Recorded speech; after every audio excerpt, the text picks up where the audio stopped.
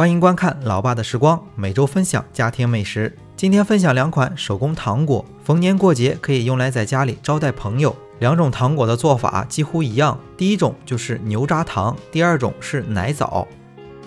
好了，先来看一下第一种特别简单的牛轧糖的做法。牛轧糖的材料特别少，只有4种。第一种就是在超市买来现成的棉花糖180克，其次是奶粉80克，还有花生100克。这个花生是生的，一会儿需要给它加工一下。用烤箱上下火180度，放在烤箱的中层，或者是用炒锅小火。这个花生在烤的时候，或者是在炒的时候，表皮微微上色，轻微的裂开，就证明差不多已经熟了。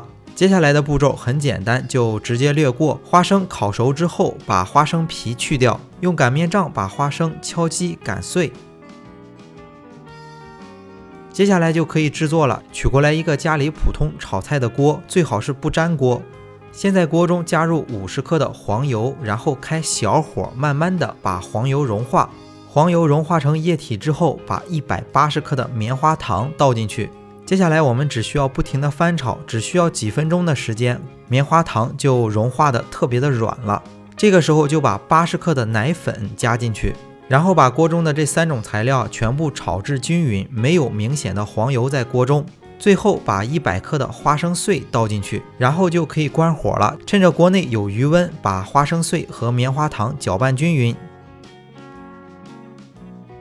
牛轧糖炒好之后，我们还需要一个方形的小盒子给它定型，随便找一个差不多的方形小盒子就可以，把棉花糖放进去，沿着小盒子的一个边给它整理成一大块牛轧糖，然后放在一旁自然放凉。就是在牛轧糖放凉的时候最好不要放在冰箱里，因为凉透了之后牛轧糖根本切不动。牛轧糖放到大概差不多有一点点余温的时候，就可以放在案板上，用刀把牛轧糖切成小块。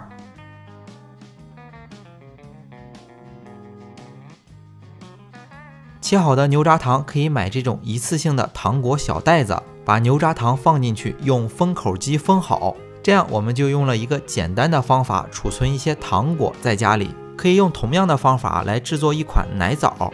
今天在看新闻的时候发现山东有一批奶枣在核酸检测的时候呈阳性，官方新闻也发布暂时不要吃网购的奶枣。这样想吃奶枣的伙伴，我们可以自己在家里来制作奶枣，特别的简单。山东这边也盛产枣，大家可以买一些枣的原材料，这样也可以间接的帮助很多的枣农。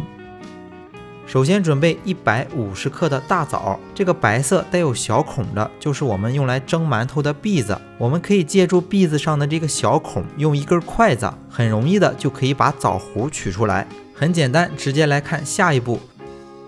然后在每个枣中再塞入一个巴旦木，这一步也很简单，来看下一步。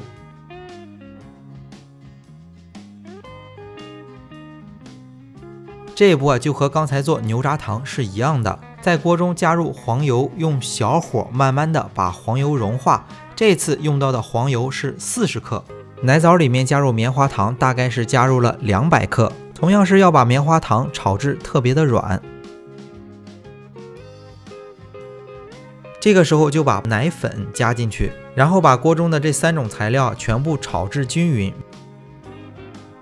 最后把处理好的大枣倒进去，步骤都是一样的，但是最后有一步不太一样，就是在炒好大枣之后再关火，因为我们要借助余温把大枣处理一下。